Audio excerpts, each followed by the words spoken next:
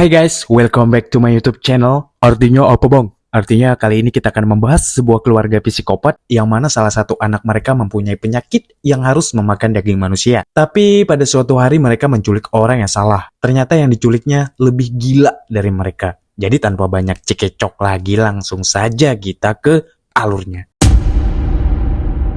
Di awal film, kita menyaksikan sebuah kejadian yang terjadi di Finlandia. Seorang gadis muda bernama Alia dikejar-kejar oleh beberapa pria di hutan. Dan yang mengejutkannya, para pengejarnya ternyata adalah anggota keluarganya sendiri. Dalam upayanya melarikan diri, Alia melompat ke sebuah danau. Namun para pria itu menangkapnya sebelum dia tenggelam.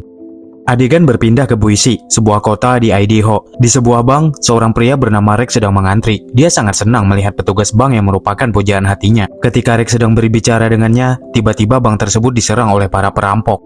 Para perampok membunuh seorang satpam dan menyuruh para pegawai mengisi tas mereka dengan uang. Dalam kekacauan tersebut, Rex melihat sebuah pistol di dalam tas seorang wanita. Tetapi wanita itu tidak dapat mengambil tindakan apapun karena terlalu berisiko. Saat semua orang menghadapi ancaman, Rex menahan emosinya, menahan diri untuk tidak bertindak impulsif. Namun, kejadian yang tidak terduga terjadi ketika tas wanita tersebut yang berisi pistol mendarat tepat di pangkuan Rex.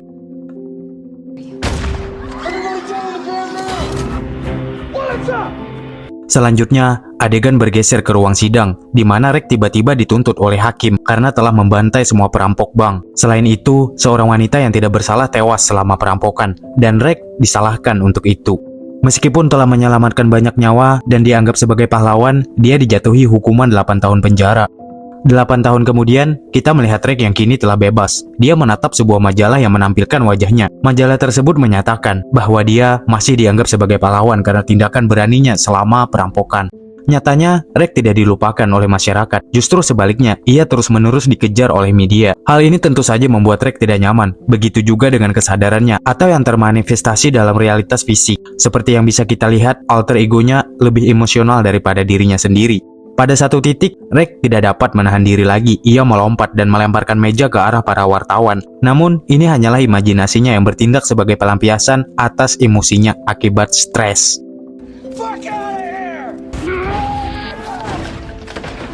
Suatu hari, Rex menemui temannya dan mengeluh bahwa dia tidak bisa hidup normal karena ketenarannya. Akibatnya, dia memutuskan untuk meninggalkan kotanya saat ini dan memulai kehidupan barunya di Finlandia. Cara dia memilih negara ini cukup lucu. Saat berada di penjara, ia menembakkan speedball yang kebetulan mendarat di Finlandia. Adegan kemudian berpindah ke sebuah hutan, di mana seorang pria melarikan diri dari kejaran banyak orang. Orang-orang yang mengejar pria tersebut mirip dengan orang-orang yang kita lihat di awal film. Dapat diketahui bahwa seluruh kejadian tersebut terjadi di Finlandia, tempat yang dituju oleh Rex. Pria yang mencoba kabur tersebut tertangkap dan diseret oleh makhluk yang menyeramkan, yang identitasnya belum kita ketahui.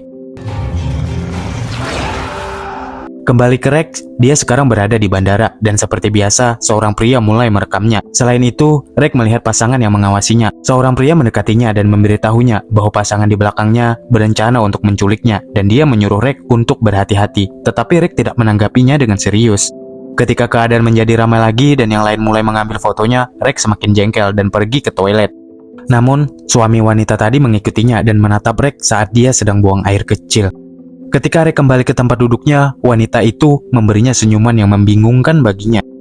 Scene pun berpindah. Akhirnya, Rex pun tiba di Finlandia. Dia pun meninggalkan bandara. Saat dia menunggu taksi, dia diawasi oleh seorang supir taksi dari kejauhan.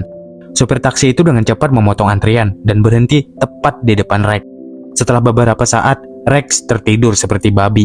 Kemudian, supir taksi mengenakan masker gas dan melepaskan gas anestesi untuk membuatnya pingsan. Rex panik dan mencoba keluar dari mobil, tapi tidak berhasil. Dia pun akhirnya pingsan.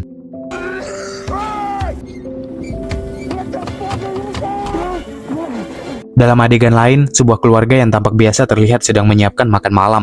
Namun, kejutan datang ketika kita melihat Rex yang sudah diculik dan diikat di ruang bawah tanah mereka. Tangannya diikat dan salah satu kakinya telah diamputasi. Menyadari situasi tersebut, Rex berusaha berteriak, namun dihentikan oleh seseorang. Ternyata itu adalah alter egonya yang menyuruhnya untuk menutup mulut agar selamat. Alter ego Rex menjadi sarana baginya untuk melepaskan emosinya dengan berteriak tentang apa yang telah terjadi padanya. Tampaknya, alter egonya lebih bijaksana daripada dirinya dan memainkan peran penting dalam kehidupan Rex dan kelangsungan hidupnya. Alter ego Rek dapat menganalisis situasi di sekitar Rek, termasuk peristiwa yang sedang terjadi. Setelah menilai situasi, alter ego Rek menyimpulkan bahwa penculiknya adalah pasangan aneh di bandara. Saat Rek menangisi kondisinya, alter egonya tidak tahan lagi dan mulai menyusun rencana untuk melarikan diri. Setelah melihat banyak sepeda di sekelilingnya, Rek menyadari bahwa dia berada di ruang bawah tanah sebuah keluarga besar. Rek mencoba membebaskan diri, tetapi ikatannya terlalu kuat, sehingga alter egonya memiliki rencana alternatif untuk memastikan kelangsungan hidup mereka. Menurut alter egonya, dia harus berpura-pura tidak sadarkan diri ketika seseorang datang untuk memeriksanya. Sementara itu, semua anggota keluarga penculik telah tidur di lantai atas, kecuali Olavi, anak bungsu yang masih terjaga dan dia penasaran dengan siapa yang ada di ruang bawah tanah. Rek mencoba memotong tali dengan giginya, tetapi usahanya sia-sia karena tali itu terlalu tebal. Anak laki-laki itu memutuskan untuk turun ke ruang bawah tanah. Ketika Rek mendengar kedatangannya, dia segera berpura-pura pingsan. Rek mengintip dengan satu matanya sejenak dan menemukan bahwa orang yang datang hanyalah seorang anak kecil.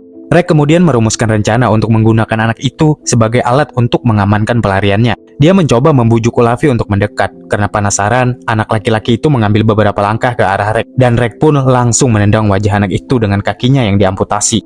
Tak lama kemudian, saudara perempuan Olavi yang bernama Alia menyadari bahwa adiknya tidak berada di tempat tidur, dan kemudian dia turun untuk mencarinya di ruang bawah tanah. Terungkap, dia adalah gadis yang sama persis dengan orang yang melarikan diri dari anggota keluarganya di awal film. Ketika Alia sampai di ruang bawah tanah, Rek mengancam akan mematahkan leher bocah kecil itu jika dia mencoba membunuhnya. Namun, dalam keadaan panik, Rek secara tidak sengaja melepaskan Olavi, sehingga dia tidak bisa keluar dari sana.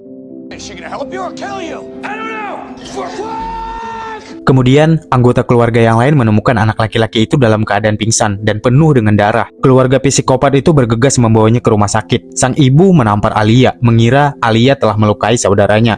Pada titik ini, kita dapat menyimpulkan bahwa Alia tidak seperti keluarganya yang lain, dan itu mungkin merupakan cara yang tepat bagi Rek untuk keluar dari sana. Kesempatan ini semakin kuat ketika Alia tiba-tiba tersenyum dan menghayal menikah dengan Rek, yang mengindikasikan cinta pada pandangan pertama. Karena tidak ada orang lain di rumah, Alia bergegas ke ruang bawah tanah untuk merawat kaki Rek.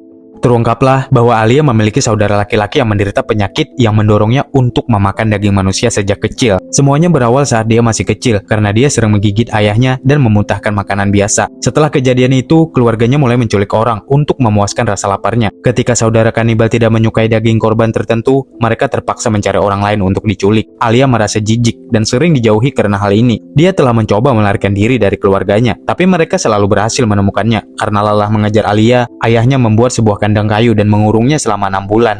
Setelah menceritakan kisah tersebut, Alia mulai merasa kasihan kepada Rek, dan dengan sengaja, dia pun meninggalkan pisau tersebut di lantai. Namun ketika Rek mengambilnya dan mencoba memotong tali, ketiga saudara laki-laki Alia tiba di rumah. Setelah mereka memasuki ruang bawah tanah, Rek berpura-pura pingsan. Salah satu dari mereka memukul wajahnya, tetapi Rek tetap tenang. Sementara itu, alter egonya sangat marah dan ingin menghabisi mereka.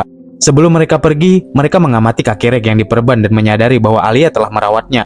Setelah itu, Alia muncul dari tempat persembunyian di ruang bawah tanah, sementara saudara-saudaranya mencarinya di kamarnya, tetapi dia tidak ada di sana. Mereka kemudian kembali ke ruang bawah tanah, di mana mereka menemukan Alia dan membawanya pergi. Kemudian, Rek disuntik dengan zat yang perlahan-lahan membuatnya pingsan.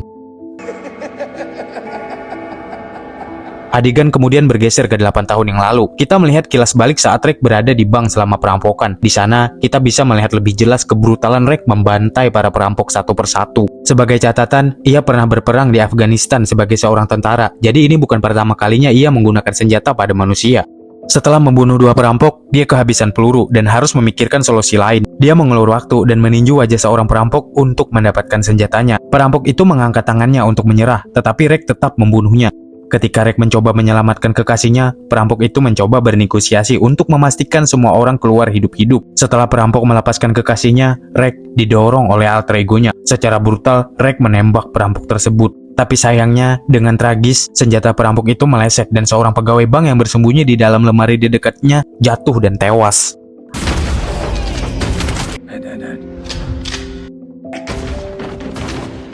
Akibatnya, Rek dijatuhi hukuman 8 tahun penjara karena dianggap memprioritaskan keinginannya di atas nyawa orang lain. Dan lebih parahnya lagi, pacarnya memutuskan hubungan dengannya saat berkunjung ke penjara. Kembali ke Rek. Dia terbangun dan mendapati bahwa sang psikopat tengah mengamputasi kakinya. Dia menendang wajah orang itu, sehingga pria itu pergi untuk mengambil obat bius. Pada saat yang sama, Rek menggunakan pisau untuk memotong tali yang mengikat tangannya. Ketika sang psikopat kembali, Rek dengan cepat menusukkan pisau tersebut ke dalam liang telinganya dan berhasil membunuhnya. Rek pun membebaskan diri dan menutupi lukanya dengan lakban. Dia kemudian mulai mencari alat dan senjata yang berguna untuk membebaskan dirinya dari neraka berdarah ini. Rek menempelkan tongkat golf di kaki kirinya. Dengan pisau di tangannya, dia mencoba menaiki tangga untuk keluar dari ruang bawah tanah. Saat dia hendak meninggalkan rumah, alter egonya mendorongnya untuk menyelamatkan Alia dengan mengatakan bahwa Alia membutuhkannya. Kemudian, saat orang tua psikopat pulang dari rumah sakit, mereka menemukan noda darah di depan rumah mereka dan menyadari bahwa Rek telah melarikan diri. Anak-anak mereka masih tertidur, membuat kedua orang tua tersebut mengumpulkan mereka dan memarahi mereka karena telah membiarkan Rek melarikan diri. Keluarga psikopat itu berencana meninggalkan rumah karena mereka takut Rek akan kembali bersama polisi. Pada saat itu, salah satu anak laki-laki hendak mengungkapkan bahwa Alia membantu Rek. Namun secara tiba-tiba, dia mulai memuntahkan darah dan mati. Sang ayah menatapnya dan kebingungan, namun kemudian mati dengan cara yang sama. Ternyata, Rek telah menunggu mereka di bawah meja dengan pistol paku. Rek menembakkan 3 paku ke kaki anak yang lain dan kemudian merobohkan meja. Rek mencoba menembak sang ibu, tetapi paku-paku itu sudah habis dan dia menendang kepalanya dengan tongkat yang diikatnya di kakinya yang diamputasi. Anaknya mencabut paku-paku itu dari lantai dan mencoba menyerang Rek dengan tas ransel yang berisi peralatan. Anak itu secara tidak sengaja memukul sang ibu yang membuatnya pingsan. Sang anak berbalik ke arah ibunya dan Rek segera menusuknya dengan pisau dan berhasil menghabisinya. Kemudian sang ibu terbangun dan Alia dengan cepat menghabisi ibunya.